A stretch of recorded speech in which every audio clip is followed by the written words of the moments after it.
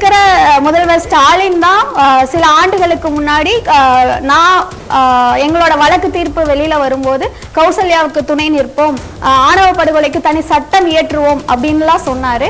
ஆனா இப்போ வந்து ஆணவ படுகொலைக்கு தனி சட்டம் தேவையில்லைன்னு பேசுற அளவுக்கு தான் இப்போ சமூக நீதி இருக்கு. எதிர்கட்சியா இருக்கும்போது ஆதரவா நின்னவங்க இப்போ ஆளுங்கட்சியா மாறும்போது ஆதரவா இல்லை அப்படிங்கறதா உண்மையா இருக்கு. ஓட் பேங்கிங்க்கு பயந்துட்டு தான் இது பண்றாங்க அப்படிங்கிற உண்மையை நான் சொல்லிதான் ஆகணும். இடமலம் நேயர்களுக்கு வணக்கம். நான் உங்கள் பரத் பேசியிருக்கேன். தொடர்ந்து தமிழக அரசியல் களத்தில் வந்து பல்வேறு மாறுபாடுகள், பல்வேறு விதமான அரசியல் கட்சிகளுக்குள்ள குழப்பங்கள் இதெல்லாம் நடந்துருந்தாலும் மக்கள் எப்போதுமே பரபரப்பாக தான் இருந்துகிட்டு இருக்காங்க. இந்த அரசியல் கட்சிகள் மக்களை பரபரப்பாகவே வச்சுக்கிட்டு இருக்காங்க. அப்படி இன்னைக்கு காலையில் ஒரு சோகமான சம்பவம், ரொம்ப பரபரப்பான முக்கியமான சம்பவம், எந்த ஒரு செய்தி ஊடகமும் கவர் பண்ணாத ஒரு விஷயம்னு பார்த்தோம்னா வியாசர்பாடியில் நடந்த ஒரு தீப்பத்தி எரிஞ்ச ஒரு சம்பவம் தான். அங்கே கிட்டத்தட்ட 30க்கும் மேற்பட்ட நபர்கள் வந்து பாதிக்கப்பட்டிருக்காங்க. 15 வீடுகள் வந்து தீயினால கருகி இருக்குன்னு சில தகவல் வருது. அந்த விஷயத்துக்கு ஆதரவு நிலைப்பாடு எடுத்து அந்த களத்துக்கு போய் நின்ன தமிழக வெற்றி கழகத்தினுடைய தொண்டர்களை காவல்துறை பகிரங்கமா தாக்கியிருக்காங்க. இதை பத்தி இன்னைக்கு பேசுறதுக்காக ஹரிசல் நம்ம கூட நினைச்சிருக்காங்க. பிரதர் வணக்கம். வணக்கம். அந்த செய்தியெல்லாம் நான் பார்த்தேன். வியாசர்பாடியில் கிட்டத்தட்ட 15 குடும்பங்கள் இருக்கக்கூடிய ஒரு வீடு வந்து எரிஞ்சு போனதாகவும் அதில் 30க்கும் மேற்பட்ட நபர்கள் வந்து பாதிக்கப்பட்டிருக்கிறதாகவும் தகவல் வந்தது. ஃபர்ஸ்ட் என்ன நடந்தது அந்த ஸ்பாட்ல? வியாசர்பாடியில் வந்து என்ன காரணத்துக்காக 15 வீடுகள் இருந்தது அப்படிங்கிறது தெரியல. முழுவத காரணமாக பண்ணாங்களா இல்லை தானாக பற்றிக்கிச்சா அப்படிங்கிறதெல்லாம் இன்னும் தெரியல. விசாரணை ஓடிட்டு இருக்கு. கிட்டத்தட்ட ஒரு 15 வீடுகள், குடிசை வீடுகள் எரிஞ்சிருக்கிறத பார்க்க முடியுது. அதில் வந்து பாதிக்கப்பட்டிருக்கிறவங்க 30 குடும்பங்கள் பாதிக்கப்பட்டிருக்காங்க. கிட்டத்தட்ட ஒரு 30க்கும் மேற்பட்ட குடும்பங்கள் பாதிக்கப்பட்டிருக்கிற தகவல் இருக்கு. தமிழக வெற்றி கழகம் சார்பில் நிவாரண உதவிகள் வழங்குறோம் அப்படின்னு சொல்லிட்டு தாவேக்காவும் சரி, அதிமுக பல கட்சிகள் போனாங்க. பல கட்சிகள் போனதில் தாவேக்காவுடைய பெண் தொண்டர்களை வந்து காவல்துறையினர் தடுத்திருக்காங்க. நாங்கள் வந்து நிவாரண உதவி தானே கொடுக்க போகிறோம், என்ன தப்பு இருக்குது அப்படின்னு கேட்டதுக்கு தான் வந்து வயிற்றுல எட்டி உதச்சு காவல்துறை வந்து கொஞ்சம் அநாகரிகமாக செயல்பட்டு பெண் நிர்வாகிய வயிற்றுல எட்டி வச்சிருக்காங்க. ஆமாம், ரைட்டு. வயிற்றில் எட்டி உதச்சு நீங்கள் வந்து போகக்கூடாது, நீங்கள் எப்படி போகிறீங்கன்னு நான் பார்த்துட்றேங்கிற ரேஞ்சில் கொஞ்சம் அநாகரிகமாக காவல்துறையினர் நடந்திருக்கிறத பார்க்க முடியுது. ஸோ அதுக்கு கண்டனம் தெரிவித்து தான் விஜய் இன்னைக்கு அறிக்கை கொடுத்துருக்காருன்னு நான் பார்க்குறேன். இதெல்லாம் வந்து காவல்துறையினுடைய அத்துமீறல்கள் வருது. பட் ஸ்டில் காவல்துறையினுடைய அத்துமீறல் ஒரு பக்கம் இருந்தாலும் இன்னொரு பக்கம் முதலமைச்சர் வந்து சேகர் பாபு அவரோட சேர்ந்துக்கிட்டு சாலையில் நடனம் ஆடிக்கிட்டு இருக்கிறதையும் பார்க்க முடியுது.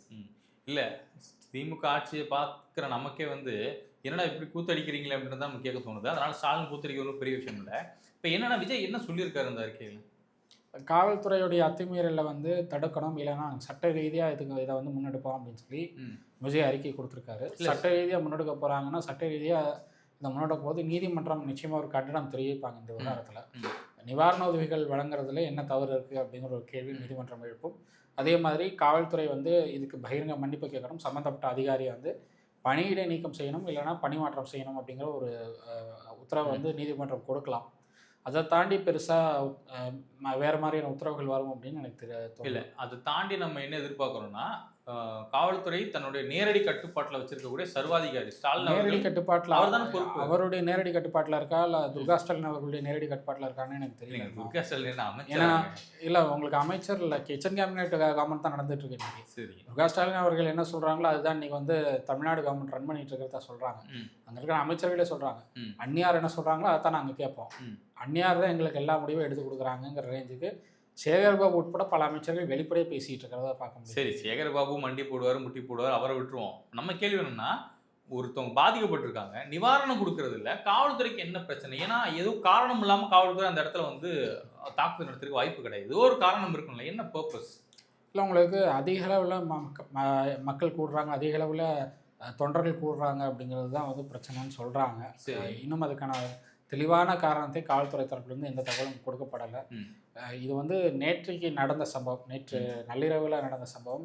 இன்னும் எந்த மீடியாவும் பெரிய அளவில் கவர் பண்ணவும் இல்லைன்னு பார்க்க முடியுது. நம்ம மீடியாக்கள் சும்மாவே வந்து திமுக அரசு ஏதாவது தப்பு பண்ணுச்சுன்னா அதிமுக பாஜக கூட்டணி நல்லா இருக்குமா, அதிமுக கூட்டணியில் தாவேக்கா வருமா, பாஜகவுக்கும் தாவேக்காவுக்கும் இடையான மோதல் எப்படின்னு விவாதிப்பாங்க. இப்படி ஒரு பிரச்சனை ஓடுச்சுன்னா இவங்க விவாதிப்பாங்களா? ஸோ அதனால் வந்து எனக்கு தெரிஞ்சு ஊடகங்களும் இதை கண்டுக்க மாட்டாங்க அப்படின்னு தான் நான் பார்க்குறேன். மக்களை வந்து டீலில் விட்டுட்டாங்கன்னு நான் நினைக்கிறேன். இல்லை, திமுக ஒரு சைடு இது மாதிரியான அராஜகம், அக்கிரமம் இது மாதிரியான விஷயங்கள் நம்ம பார்த்துட்டு தான் இருக்கு தொடர்ந்து. பட் அதை தாண்டி தமிழக வெற்றிக்கழகம் வந்து களத்தில் தீவிரமாக அரசியல் இறங்கணும்னு சொல்லிட்டு இருக்கோம். பட் நேற்று நைட்டு பாதிக்கப்பட்ட நபர்களுக்கு இவங்க நிவாரணம் கொடுக்க போயிருக்காங்க. இந்த இடத்துல தமிழக வெற்றிக்கழகத்தினுடைய பெண் நிர்வாகி பாதிக்கப்பட்டிருக்காங்க. இப்போ என்னன்னா உடனே களத்தில் இறங்கி போராட்டத்தில் ஈடுபட்டுருக்கணும்ல, ஏன் தாமதம்? இதில் கூட நம்ம வந்து நல்ல நேரம் பார்த்து பொறுமையாக அறிக்கை விட்டு பொறுமையாக அதுக்குன்னு போராட்டத்தை நடத்தி ஏன் இவ்வளவு தொய்வு? இல்லை, எல்லா கட்சிகளும் உங்களுக்கு போராட்டத்தை உடனே அறிவிக்க மாட்டாங்க. உடனே போராட்டம் அறிவிக்கிறது வந்து ஸ்டாலின் பண்ணுவார். அவர் வந்து விளம்பரம் பிடிச்ச ஒரு இதுங்கிறதுனால உடனே களத்தில் இறங்குவார், உடனே சட்டை கிழிச்சுக்குவார், பனியன் கம்பெனிக்கு விளம்பரம் பண்ணுவார். அதெல்லாம் அவருடைய வெற்றிக்கு காரணமாக இருந்தது 21 தேர்தல். அந்த மாதிரி லூசுத்தனமாக வந்து விளம்பரம் பண்ணக்கூடாது அப்படிங்கிறதுல தான் இன்றைக்கி எதிர்கட்சிகள் ரொம்ப தெளிவாக இருக்காங்க. அப்படி லூசுத்தனமாக என்னத்தையாவது விளம்பரம் பண்ணிட்டு நாளைக்கு ஆட்சிக்கு வந்ததுக்கப்புறம் அதை செய்ய முடியாமல் போயிடுச்சுன்னா அதனால் ஏற்படக்கூடிய அதிருப்தியும் நம்ம கவனிக்க வேண்டியிருக்கும். ஸோ அதனால் வந்து தெளிவாக யோசித்து ஒரு விஷயத்தை யோசித்து முடிவெடுக்கணும் அப்படிங்கிறதுல எல்லா எதிர்கட்சிகளும் தெளிவாக தான் செயல்படுறாங்கன்னு பார்க்குறேன். போராட்டங்கள் உடனே எடுக்க வேண்டிய அவசியம் இல்லை. அங்கே இருக்கிற பிரச்சனைகள் என்னங்கிறத ஆராய்ஞ்சிட்டு எதனால் அந்த தீ விபத்து ஏற்பட்டுச்சு, எத்தனை பேர் பாதிக்கப்பட்டிருக்காங்க, எதனால் காவல்துறை எட்டி உதைச்சாங்க, காவல்துறையுடைய இந்த செயலுக்கு யார் காரணம், யார் சொல்லி பண்ணாங்கிறதெல்லாம் தெரிஞ்சுக்கிட்டு விலாவரியாக ஒரு அறிவிப்பு கொடுத்து போராட்டம் பண்ணுறது பெட்டர்ன்னு நான் சொல்லுவேன். சரி, ஓகே. இப்போ இந்த பிரச்சனையை ஓரம் வச்சுருவோம். இதே மாதிரி இன்னொரு மக்கள் பிரச்சனை என்னன்னு பார்த்தோம்னா, அந்த கௌசல்யா சங்கர், கரெக்ட் தானே? அவங்க வந்து நேற்று ஒரு வீடியோ ஒன்று பதிவு பண்ணியிருந்தாங்க. அந்த வீடியோ வந்து இருக்கக்கூடிய முக்கியமான சில ஊடகங்கள் மட்டும்தான் எடுத்து போட்டாங்க தவிர திமுக அறுவரடி ஊடகங்கள் இருக்குங்களா அது எதுவுமே எடுத்து போடலை. என்ன ரீசன், என்ன அவங்க சொல்லியிருக்காங்க, என்ன சொல்ல வராங்க? அந்த வீடியோ வந்து எனக்கு தெரிஞ்சு நியூஸ்ஜே மட்டும்தான் வெளியிட்டாங்க, வேற எந்த ஊடகத்தையும் வரலன்னு. அப்புறம் நீங்கள் ரா ஃபுட்டேஜ் எடுத்து அனுப்புனீங்க, அதை பார்த்தேன். நியூஸ்ஜேவும் நான் ஒரு ரா ஃபுட்டேஜ் போட்டிருக்கேன். நியூஸ்ஜே வந்து அதை வந்து பப்ளிஷ் பண்ணியிருக்கிறத பார்க்க முடியுது. அதை தாண்டி வேறு எந்த ஊடகமும் பண்ணல. அது வந்து மதுரையில் ஒரு மீட்டிங் நடந்தது, எவிடன்ஸ் அமைப்பு சார்பாக. மதுரையில் சாதிய வன்கொடுமைகள், சாதிய பாகுபாடுகளுக்கு எதிராக ஒரு மீட்டிங் ஒன்று நடந்தது. அந்த மீட்டிங் முடிச்சுட்டு அங்கே பேசும்போது அவங்க சொல்கிறது, இந்த மாதிரி சாதிய பாகுபாடுகளை பெரிய அளவில் கண்டுக்காமல் இருக்காங்க திமுக அரசு. இன்னும் சொல்ல போனோம்னா சாதி மறுப்பு திருமணங்கள் வந்து நிறைய நடக்கும்போது அந்த ஆணவ படுகொலைக்கு அகென்ஸ்டாக நம்ம வந்து ஒரு தனி சட்டம் கொண்டு வரணும்னு சொல்லி இதே திமுக தான், இதே முதலமைச்சர் ஸ்டாலின் தான் வந்து எதிர்கட்சி தலைவர் சொன்னார். இன்னைக்கு வந்து ஆளுங்கட்சி ஆனதுக்கப்புறம், முதல்வர் ஆனதுக்கப்புறம் ஸ்டாலின் அதை கண்டுக்கவே மாட்டேங்கிறார். இன்னும் சொல்ல போனோம்னா ஆணவ படுகொலையை ஆதரிக்கக்கூடிய சூழலுக்கு திமுக நகர்ந்திருக்கு அப்படிங்கிறத தான் பார்க்க முடியுது. இது ரொம்ப வருத்தமாக இருக்குது அப்படிங்கிறத பதிவு பண்ணுறாங்க. இல்லை, ஆதாரம் இல்லாமல் குற்றச்சாட்டு வைக்கக்கூடாது இல்லை. ஏன்னா திமுக ஆட்சிக்கு உங்களுக்கு எந்த இடத்துல அவங்க வந்து ஆணவ கொலைக்கு ஆதரவாக போயிருக்காங்க? இல்லை, உங்களுக்கு அவங்க பட்டியலிடுற வழக்குகள் நிறைய இருக்குது. தொடர்ச்சியாக பல பெண்கள் வந்து சாதி மறுப்பு திருமணம் செஞ்சதுக்காக பல இடங்களில் வந்து சாதிய வன்கொடுமைகள் நடக்கிறத பட்டியலிடுறாங்க கௌசல்யா. அதே மாதிரி அவங்களுடைய சங்கர் தொடர்பான வழக்கிலையும் வந்து உச்சநீதிமன்றத்தில் நிலுவையில் இருக்கிற வழக்கை வந்து நீங்கள் வந்து துரிதப்படுத்துங்கன்னு தமிழக அரசுக்கும் முதல்வர் ஸ்டாலினுக்கும் நான் பல முறை கோரிக்கை வச்சுட்டேன். ஆட்சிக்கு வந்து 4.5 வருஷம் ஆச்சு, இது வரைக்கும் அதில் ஒரு நடவடிக்கை எடுக்கல அப்படிங்கிறதையும் அவங்க மென்ஷன் பண்ணுறாங்க. ஸோ எனக்கு தெரிஞ்சு ஒரு ஃபெட்டப் ஆகிட்டாங்க தான் நான் பார்க்குறேன். இந்த அரசு எதுவுமே நடவடிக்கை எடுக்காதுங்கிற ஒரு முடிவுக்கு வந்துட்டாங்க அப்படின்னு தான் நான் பார்க்குறேன். இல்லை, இப்போ பாதிக்கப்பட்ட மனநிலையிலேருந்து அந்த பொண்ணு பேசுகிறது தப்பு இல்லை. ஏன்னா அவங்க பாதிக்கப்பட்டிருக்காங்க, அவருடைய கணவர் தன் கண்ணு முன்னாடியே கொல்லப்பட்டதை நேரடியாக பார்த்துருக்காங்க. அது பாதிப்பு இருக்கும், அதுக்கான நீதி கிடைக்கணும், நம்ம வேண்டிக்கிறோம். ஆனால் மேட்ரு தொட்டத்துக்கெல்லாம் நம்ம வந்து அரசாங்கத்தை குறை சொல்வது எப்படி இருக்கு? ஏன்னா இது வந்து மக்கள் பிரச்சனைங்கிற தாண்டி சமுதாய பிரச்சனை. சமுதாயத்தில் இருக்கக்கூடிய தனிநபருடைய அந்த ஆதிக்க சிந்தனை தான் அது மாதிரியான சாதிய வன்கொடுமைக்கு காரணம். அப்போ மக்கள் தானே திருந்தணும். நம்ம இல்லை அதிகமே தொட்டத்துக்கெல்லாம் திமுக அரசாங்கம் திமுக பண்ணலைங்கிறது வந்து எந்த விதத்தில் நியாயமாக இருக்கும்? இல்லை, மக்கள் தான் பண்ணணும் அப்படின்னா நீங்கள் வந்து விழிப்புணர்வு பண்ணால் தான் மக்களுக்கு புரிய வரும். இந்த சாதியினால எந்த விதமான என்ன பிரச்சனைகள் வரப்போகுது, இதனால என்ன பாகுபாடுகள் இருக்கு அப்படிங்கிறது மக்களுக்கு விழிப்புணர்வு நடத்தணும். தமிழக அரசாங்கம் திமுக நீங்கள் வந்து சாதிய வன்கொடுமைகள் இங்கே திருநெல்வேலி மாவட்டத்தில் அதிக அளவு நடந்துட்டு, அப்பாவு வந்து அப்படி எதுவுமே நடக்கலன்னு சொல்லலாம். ஆனால் வாரத்துக்கு ஒரு சாதிய வன்கொடுமை திருநெல்வேலியில் அதிகம் நடந்துகிட்டு இருக்கிறது. அதுதான் சொல்கிறேன். இது வந்து திமுக, அதிமுக, பாஜக, காங்கிரஸ் நான் பிரிக்க விரும்பல. இந்திய அரசாங்கம், தமிழக அரசாங்கம் நான் சொல்ல விரும்புகிறேன். இந்த மாதிரியான சாதிய பிரச்சனை தமிழ்நாட்டில் மட்டும்தான் இருக்கான்னு கேட்டோம்னா இல்லை, ஓவரால் இந்தியா முழுவதும் இருக்குது. அதுக்காக அங்கே நடக்குது இங்கே நடக்குது சரியா நம்ம அந்த ஒப்பீட்டுக்கு வரல. ஆனால் தமிழ்நாடு அரசாங்கம் படிக்கக்கூடிய கல்வியில் கூட நீங்கள் படிக்கக்கூடிய முதல் புக்கில் பேஜில் பார்த்தீங்கன்னா சாதி ஒரு தீண்டாமை தான் போட்டிருப்பாங்க. கரெக்டா? அப்போது தமிழக அரசு அதுக்கான முயற்சி எடுத்துகிட்டு இருக்காங்க, சின்ன பிள்ளைங்கள்லேருந்து எடுத்துகிட்டு இருக்காங்க. ஆனால் இங்கே என்ன நடக்குதுன்னா ஆதிக்க மனநிலை கொண்ட சில வீடுகள் அவங்க என்ன பண்ணுறாங்க, குழந்தைகளை வளர்க்குறாங்க. நான் என் ஃப்ரெண்ட்ஸ் கிட்ட அதிகமாக சொல்லுவேன், டேய் நம்ம இருக்கும்போது சாதிங்கிறது கம்மியாக இருந்தது, ஆனால் இப்போ பார்த்தோம்னா சாதி ரொம்ப அதிகமாக போயிட்டு இருக்குடா. நம்ம தாத்தா காலத்துல இருந்த மாதிரி அதிகமாக போயிட்டு இருக்கு. சின்ன பையன் கூட சாதி கயிறை கட்டிட்டு சுற்றிட்டு இருக்கான் அப்படின்னு நமக்கு தெரியுது. அதான் ஷேர் பண்ணுவேன். அப்போ என்னன்னா இங்கே மாற வேண்டியது மக்கள் தானே. நம்ம திரும்ப திரும்ப அரசாங்கத்தையே குறை சொல்றதுங்கிறது, அதில் அதிமுகவுக்கும் பங்கு இருக்கு, பாஜகவுக்கும் பங்கு இருக்கு, இதுவரை ஆட்சியில் இருந்த எல்லாருக்கும் பங்கு இருக்கு தானே. அதில் இல்லை உங்களுக்கு அரசியலாக்கிட்டாங்க, இந்த சாதி விவகாரங்களை வந்து அரசியலாக்கிட்டாங்க. அரசியல் வாக்கு வங்கியாக சாதிகளை பயன்படுத்துறது இன்னைக்கு எல்லா கட்சிகளுடைய வழக்கமாக எல்லா கட்சிகளுமே சாதி பார்த்து தான் வேட்பாளர் பாட்டுறாங்க. இல்லை அவங்க சாதி அமைப்புகளுடைய ஆதரவோட தான் எல்லா அதான் சொல்றேன். ஏன்னா பாஜக கடந்த நாடாளுமன்ற தேர்தலில் அவங்களோட கூட்டணி கட்சி யாருன்னு பார்த்தோம்னா வெறும் சாதி சமுதாயங்கள் சார்ந்த கட்சிகள் மட்டும்தான். அவங்க பொது கட்சிக்கிட்டே போகல. பொது கட்சி நம்ம ஜான் பாண்டியன் அவருடைய கட்சியை பொது கட்சி சொல்ல முடியாது. அது ஒரு குறிப்பிட்ட சமுதாயத்துக்கான கட்சி. கே செல்வகுமாரோட கட்சி ஒரு குறிப்பிட்ட சமுதாயத்துக்கான கட்சி. தினகரனுடைய கட்சி வந்து ஒரு சமுதாயத்துக்கான கட்சி தான். அப்போ இங்க மத்தியில் இருக்கக்கூடிய பாஜகவை சாதி சார்ந்தானே இயங்குறாங்க. அப்போ அதை நம்ம எப்படி எடுத்துக்கிறது? சிவகங்கையில் போட்டிக்கிட்ட தேவநாதன் யாதவ் அவர்களும் ஒரு குறிப்பிட்ட சமுதாயத்தவர் தான். ஆமாம். ஸோ உங்களுக்கு வந்து பாஜக உட்பட எல்லா கட்சிகளும் வந்து சாதியை வந்து அரசியலுக்கு பயன்படுத்துகிறாங்க. பட் வந்து அதனால் மக்கள் பாதிக்கப்படக்கூடாது அப்படிங்கிற இடத்துக்கு எல்லாரும் காரணம். நீங்கள் வந்து மக்கள்கிட்ட விழிப்புணர்வு ஏற்படுத்தணும். இந்த சாதிய பாகுபாடுகளால் என்னென்ன பிரச்சனைகள் சமுதாயத்தில் ஏற்படுது, இதனால் என்னென்ன குற்றங்கள் நிகழுது அப்படிங்கிறத நீங்கள் மக்களுக்கு வெளிச்சம் போட்டு காட்டினா மட்டும்தான் மக்களுக்கு உண்மை புரிய வரும். ஆனா உங்க ஆட்சி செயல்படுறாங்க இல்லையே. திமுக அவங்களோட கூட்டணி கட்சி எடுத்து பார்த்தாலும் எதுவுமே சாதி கட்சி இல்லைங்க, எல்லாம் கம்யூனிசம் வந்து மக்களுக்கான கட்சி. விசிகா வந்து எத்தனை சாதிய வன்முறைகளை கிளறிட்டு இருக்குங்கிறது எல்லாரும் பார்த்து. விசிகா ஒடுக்கப்பட்ட மக்களுக்காக குரல் கொடுக்கக்கூடிய ஒரு கட்சி. ஒடுக்கப்பட்ட பரம்பரைன்னு சொல்லி அவங்க பேசுறாங்க. ஒடுக்கப்பட்ட மக்களுக்காக குரல் கொடுக்குறாங்கன்னா அவங்க வந்து இது வரைக்கும் என்ன குரல் கொடுத்துருக்காங்க? அவங்க இருக்கிறதுனால தாங்க இங்க பாதி பிரச்சனை கம்மியா இருக்கு. பிசிஆர் வழக்குகள் நியாயமா பதிவு பண்றது காரணம் விசிகா தானே. அதாவது ஒரு இடத்துல வந்து நம்ம அந்த பேரை கூட நான் சொல்ல விரும்பல, குடிநீர் தொட்டியில மலம் கலந்துட்டாங்க அப்படின்னு சொல்லி அவங்க வந்து கட்சி நடத்துற அந்த சமுதாயத்தை சேர்ந்த இளைஞர்களை குற்றம் சாட்டி நீதிமன்றத்தில் ஆஜர்படுத்துறது இந்த திமுக அரசு. அந்த சமூகத்திற்காக குரல் கொடுக்குறாங்க அப்படின்னா அந்த சமூகம் தான் பாதிக்கப்பட்டிருக்கு. பாதிக்கப்பட்ட சமூகத்தையே வந்து இவங்க வந்து குற்றம் சாட்டுறாங்கிறப்போ அப்போ எந்த இடத்துல இருந்தது விசிகா?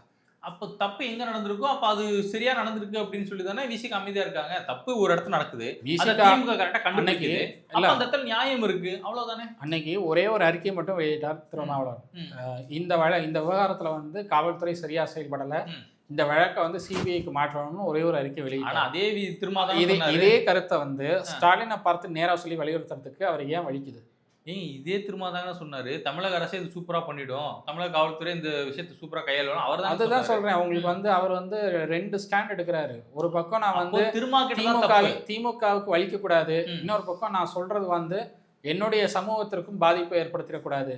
அதனால வந்து நான் என்னோட சமூகத்துக்கு ஃபேவராகவும் நான் பேசுவேன், அதே நேரம் திமுக வலிக்கவும் கூடாது, நான் வருடி கொடுக்குறேங்கிறார் திருமாவளவன். சரி, அந்த மாதிரியான ஒரு சாதிய தலைவர்களை வந்து நீங்க கூட்டணிக்குள்ள வச்சுக்கிட்டு நீங்க வந்து சாதிய மோதல் நடக்குதுன்னா அதை உண்மையை சொல்லுங்க, மோதல் நடந்திருக்கு, எதனால மோதல் நடந்திருக்குன்னு உண்மையை சொல்லுங்க. காவல்துறை உண்மையை மறைக்குது பல வழக்குகள்ல. இவங்க சொல்ற மாதிரி நிறைய பல வழக்குகள் இருக்குங்கிறத பார்க்க முடியுது. பல வழக்குகள் உண்மையை மறைக்கிறாங்க அப்படிங்கிறதையும் பார்க்க முடியுது. திருநெல்வேலியில பல்வேறு சாதிய வன்கொடுமைகள் நடந்துட்டு இருக்கு. அப்பாவு சொல்றாரு அப்படி எதுவுமே நடக்கலாங்கிறாரு. அப்ப எது உண்மை? காவல்துறை சொல்றது உண்மையா இல்ல அப்பாவு சொல்றது உண்மையா? விசாரிக்கணும். ஒவ்வொன்றுமே நீங்கள் வந்து வெளிப்படையாக என்ன பிரச்சனை என்னன்னு சொன்னால் மட்டும்தான் மக்களுக்கு அது விழிப்புணர்வு ஏற்படுத்த உதவும்.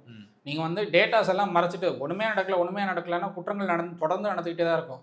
நீங்கள் டேட்டாஸ் மட்டும் தான் மறைக்க முடியும். ஆட்சி மாறிச்சுன்னா அந்த டேட்டாஸ் அத்தனையும் வெளியில் வந்துடும்.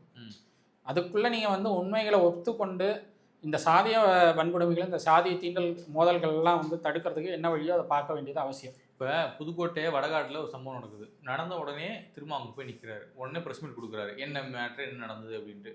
அப்போது ஒவ்வொரு ஸ்பாட்லையுமே போய் நிற்கிறாரு, இங்கே மட்டும் கிடையாது.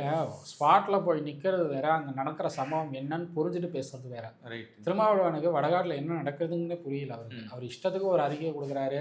காவல்துறை ஒரு அறிக்கை கொடுத்தா அந்த அறிக்கையில் உண்மை இல்லை, காவல்துறையினுடைய விசாரணை உண்மை இல்லை, அமைச்சர் மேலே தப்புங்கிற அளவுக்கு அவர் நகர்றாரு. அமைச்சர் அந்த இடத்துல இல்லைன்னு சொல்லியாச்சு. அதான் திமுக அமைச்சர் தான் எதிர்க்கிறாரு. இதுக்கப்புறம் என்ன வேணும்? அதான் திமுக எதிர்க்கிறாரு. அப்புறம் திமுக எதிர்க்கிறது தப்பு இல்லைங்க, உண்மையை சொல்லணுங்கிறேன் நான். நீங்கள் உண்மையை சொல்லுங்கள், உண்மைக்கு பலமாக நில்லுங்க. எதுக்கு வந்து நீங்கள் பொய்யா சொல்லிட்டு இருக்கீங்க? உண்மை, அதாவது ஒரு குற்றம் நடந்திருக்கு அப்படின்னா குற்றமே நடக்கலை அப்படின்னு திமுகவுக்கு வருடிட்டு இருக்கீங்க. குற்றம் நடக்காத இடத்துல போய் குற்றம் நடந்திருக்குன்னு நீங்கள் குற்றம் சாட்டிகிட்டு இருக்கீங்க. அப்போ நீங்கள் வந்து ஒரு பக்கம் திமுகவுக்கும் என்னுடைய கருத்தில் பாதிப்பு வந்துடக்கூடாது, என்னுடைய சமுதாயத்தையும் நான் விட்டு கொடுக்கக்கூடாது. இப்படி நீங்கள் நகர்ந்தீங்கன்னா அந்த நீங்கள் ஆதரிக்கிற சமுதாயத்துக்கு ஒரு நீதியும் கிடைக்காது. ரைட். அப்போ திருமாவளவன் மட்டும் கிடையாம அங்கே இருக்கக்கூடிய எல்லாருமே உண்மையை பேசணும்னு சொல்றீங்க தானே? திருமாவளவன் அவர்களாகட்டும், அதே மாதிரி பண்ருட்டி வேல்முருகன் வன்னிய சமூகத்திற்காக குரல் கொடுக்குறேங்கிறாரு. 10.5% இடஒதுக்கீடு சம்மந்தமாக பல்வேறு கோரிக்கைகள் வச்சுட்டு இருக்காங்க வன்னிய சமூகத்தினர். அவங்களுக்கு என்ன செஞ்சிருக்காரு? 4.5 வருஷம் ஆச்சு. திமுக கூட்டணியில் திமுகவுடைய சின்னத்தில் போட்டிக்கிட்டாரு பண்ருட்டி வேல்முருகன். இப்போ வரைக்கும் அந்த வன்னிய சமூகத்திற்காக என்ன குரல் கொடுத்தா என்ன அவர் படிக்காத படத்தில் ஒரு விவேக் மாதிரி இதுவரை உங்களுக்கு என்ன பண்ணியிருக்கேன்? ஒன்றும் பண்ணல, அதே தான் அவங்களுக்கு போய் சொல்லு அப்படின்ற மாதிரி. இல்லை, அவர் திமுக இதை செய்யணும் அதை செய்யணும். அதிமுக அரசு ஒரு கமிட்டி அமைச்சாங்க. அந்த கமிட்டி தேவையில்லை. அந்த கமிட்டியை உடனே கலைச்சு விடுங்கன்னு சொன்னது இவர் தான் சொன்னார். இவர் சொன்னது கேட்டுதான் அந்த கமிட்டியை கலைச்சாங்க. அந்த கமிட்டி இருந்திருந்தா கூட உங்களுக்கு சாதிய கணக்கெடுப்பு தொடர்பாக எப்படி நடவடிக்கை எடுக்கணுங்கிற ஒரு அறிக்கையாக கிடச்சிருக்கும். அந்த கமிட்டியை கழிச்சு விட்டு நீங்கள் ஒரு புதுசாக ஒரு கமிட்டி போட்டு அந்த கமிட்டி இது வரைக்கும் எத்தனை பேரை சந்திச்சாங்க, எந்த தலைவரை சந்திச்சாங்கன்னு யாருக்குமே தெரியல. வன்னியர் கம்யூனிட்டியில் பிரதான தலைவர்களாக பண்ருட்டி வேல்முருகன் இருக்காரு, ராமதாஸ் ராமதாஸ் இருக்காங்க. ஸோ இவங்கெல்லாம் அந்த கமிட்டியோடைய தலைவர்கள் யாருமே சந்திக்கலை. அப்போது எதுக்கு அந்த கமிட்டி எதுக்கு அந்த கம்யூனிட்டிக்கு நீங்கள் தனியாக ஒரு நிதி ஒதுக்கி அதை இன்னும் செயல்பாட்டிலே வச்சுட்டு இருக்கீங்க?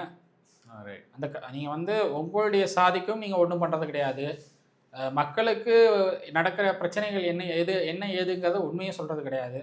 அப்படி இருக்கிறப்போ இந்த சாதிய தலைவர்கள்லாம் இருக்கிறதுக்கு இவங்கெல்லாம் கட்சி எதுக்கு நடத்துகிறாங்கங்கிற ஒரு கேள்வி வருது. நம்ம ஏற்கனவே சொல்கிற மாதிரி தான் சாதியை அரசியலுக்காக பயன்படுத்திட்டு இருக்காங்களே தவிர அந்த சாதியை முன்னேறணும்னு இவங்க யாருமே நினைக்கிற மாதிரி எனக்கு தெரியல. ரைட். அடுத்து ஒரு முக்கியமான மேட்ரு, ஏன்னா எல்லா செய்தி ஊடகத்துலேயும் போய் நாங்கள் திமுக ஆதரவாளர் கிடையாது, நாங்கள் அரசியல் விமர்சகர்கள் அப்படின்னு ஒரு டேக்கில் போய் சில நபர்கள் உட்காருவாங்க. உட்கார நபர்கள் யாருன்னு போய் பார்த்தோம்னா அவங்க திமுக உடைய கொத்தடிமை, அவங்க தான் பரம்பரை கொத்தடிமை, ப்ராப்பர் கொத்தடிமை. அதில் மிக முக்கியமான நபர்னு பார்த்தோம்னா அந்த இந்திரகுமார் தேரடி அப்படின்ற நபர். அவர் ஒரு டிவி டிபேட்டில் கலந்துக்கிறாரு. அதில் வன்னியரசு இருக்காரு, டிவி கே சார்ந்த ராஜ்மோகன் இருக்காரு, அப்புறம் இவர் இருக்காரு. நெறியாளர்கள் சில விஷயங்கள் பேசியிருக்கோம். ராஜ்மோகன் மட்டும் தான் டிவி கே சேர்ந்தவர். நெறியாளர் உட்பட மற்ற எல்லாருமே திமுக சேர்ந்தவங்க. அதான் அந்த டாபிக் டிபேட் வேற எங்கேயோ ஆரம்பிச்சு எங்கேயோ போகுது. அப்போ இடையில ராஜ்மோகன் என்ன சொல்றாருன்னா, பெரியாரை நாங்கள் கொள்கை தலைவரை ஏற்றுட்டு இருக்கோம், ஆனால் அதே பெரியாரை சாதி ரீதியாக அடையாளப்படுத்தி அவரை கொண்டாடுறது இந்த திமுக தான். திமுக சாதி பார்க்குது. குறிப்பாக அந்த தெலுங்குலேயோ கன்னடத்துலேயோ ஒரு பெரியார் திரைப்படத்தில் பெரியாருடைய சாதி பெயரை பின்னாடி குறிப்பிட்டு தான் அவங்க விளம்பரமே பண்ணுறாங்க. அந்த விளம்பரத்தில் போயிட்டு திக சார்ந்த தலைவர்களும் திமுக சார்ந்த முதலமைச்சர், இப்போ இன்றைய முதலமைச்சர் ஸ்டாலின் போய் அங்கே போய் கலந்துக்கிட்டு அவங்க வராங்க. அப்போது அடிப்படையில் அவங்க மனசில் சாதி வன்மம் ஊறி இருக்குது அப்படின்ற மாதிரி சில விஷயம் சொல்ல போக, இந்திரகுமார் தேரடியா இல்லை அதெல்லாம் முடிஞ்ச அறிக்கை கொடுங்க அப்படின்னு பேசிட்டு டக்குன்னு யாரையோ நெறியாளரை பார்த்து இப்படி கை தட்டுறாரு. உடனே நெறியாளர் கண்ணடிச்சுட்டு ஓகே அப்படின்றாங்க. இது என்ன மாதிரி நான் செய்கை, இது என்ன மாதிரி டிபேட்டு? ஈவே ராமசாமி நாயக்கர் அப்படிங்கிறது அவருடைய பேர் தான். இதில் எங்க அவர் பேர் எடுக்கலாம் இல்லைங்க. நீதிமன்றத்தில் வழக்கு தொடுக்கும் போதும் சரி, நீதிமன்ற வழக்குகள் நடக்கும்போதும் சரி, ஈவே ராமசாமி நாயக்கர்னு தான் பயன்படுத்திருக்காரு தவிர ஈவே ராமசாமின்னு அவர் பயன்படுத்தலை. எந்த காலத்துலங்க? நான் சொல்கிறது ஒரு 52 அந்த பீரியடில் இருக்கும்னு வச்சுக்கோங்களேன். 52 53 பீரியடில் இருக்கும்னு வச்சுக்கோங்களேன். எனக்கு இயர் சரியா தெரியல. 48 to 58 இருக்கும். 1948 to 1958 இருக்கும்னு வச்சுக்கோங்களேன். வழக்குகள் நடக்கும் போதெல்லாம் ஈவே ராமசாமி நாயக்கர் அப்படிங்கிற அந்த பெயர் தான் பயன்படுத்தப்பட்டிருக்கே தவிர ஈவே ராமசாமின்னு பயன்படுத்தலை. ஸோ அப்போ அவரே தன்னுடைய சாதியை இது பண்ணி தான் பேசியிருக்காரு. அந்த சாதியை மையப்படுத்தி தான் தன்னுடைய பேரே தொடர்ச்சியாக பயன்படுத்தியிருக்காருன்னு பார்க்க முடியுது. இன்னும் சொல்ல போனோம்னா நீங்கள் சொல்கிற அந்த வைக்கம் போராட்டம் விவகாரம், பெரியாரை ஈவேரா பெரிய அளவில் கொண்டாடுறாங்களே, இந்த வைக்கம் போராட்டத்தின் போது காங்கிரஸுடைய மெட்ராஸ் மாகாண தலைவராக இருந்தப்போ ஈவே ராமசாமி நாயக்கர்னு சொல்லி தான் அவருக்கு இன்விடேஷனே கொடுக்கப்பட்டது. அப்போ காங்கிரஸும் அவரை சாதி ரீதியில் தான் பார்த்துச்சு அப்படின்னு பார்க்க முடியுது. ஸோ அதை தாண்டி திமுகவிலையும் அவரை ஈவே ராமசாமி நாயக்கர் தான் பல விமர்சனங்கள் முன்னாடியே இருந்தது. ஸோ அதன் காரணமாக தான் எனக்கு திமுக ஆரம்பிக்கப்பட்ட போது இவர் திமுக எதிர்த்ததாகட்டும், திமுகவுக்கு எதிரான பல்வேறு அறிக்கைகள் கொடுத்ததாகட்டும் தொடர்ச்சியாக அதனால தான் ஈவே ராமசாமி அவர்கள் தொடர்ச்சியாக அந்த அறிக்கைகள் அதனால தான் வந்துட்டு இருந்ததை பார்க்க முடியுது. இன்னைக்கு நாங்கள் பெரியார் சாதியை உழைச்சிட்டாரு, சாதியை இது பண்ணிட்டார், சாதியை உழைச்சாச்சு, சாதியை இல்லாத அளவு கொண்டு வந்தாச்சு அப்படின்னா எதுக்கு நீங்கள் இடஒதுக்கீடு ரன் பண்ணிட்டு இருக்கீங்க? சாதியின் அடிப்படையில் தானே இடஒதுக்கீடு வாங்கியிருக்கீங்க. சாதி இருக்குங்கிறதுனால தான் இடஒதுக்கீடு இருக்கு. சாதி இல்லைன்னா இடஒதுக்கீடு இருக்க வேணாமே. நீங்கள் இடஒதுக்கீடுங்கிறது ஒரு தனி மனிதனுடைய வளர்ச்சிக்கு உதவும் அப்படின்னா அப்போ சாதியும் தனி மனித வளர்ச்சிக்கு உதவுறது தானே. அதை எந்த அளவுக்கு யார் சரியாக பயன்படுத்துகிறாங்கிறத பொறுத்து தான் வந்து அது அமைய போகுது. புரியுது. ஸோ அதனால் வந்து இன்னைக்கு திமுக அவங்க இஷ்டத்துக்கு வந்து இந்த சாதியை பயன்படுத்தி கொண்டு அவங்க அரசியலுக்காக, நம்ம முன்னாடியே சொன்னதான், அரசியலுக்காக மட்டுமே சாதிக்காக பயன்படுத்துகிற கட்சியாக தான் இன்னைக்கு திமுக மாறிட்டு இருக்கு. அதே மாதிரி ஊடகங்கள் வந்து திமுகவுடைய கொத்தடிமைகள் கூட்டத்தில் ஒன்றா மாறிடுச்சு. பல ஊடகங்கள் இன்னைக்கு தமிழ்நாட்டில் இருக்காங்க. டெல்லியில் வந்து அவங்க நேஷ்னல் சேனல்ஸில் வந்து பிஜேபிக்கு ஃபேவராக பேசுவாங்க, தமிழ்நாட்டில் வந்து டிஎம்கேக்கு ஃபேவராக பேசுவாங்க.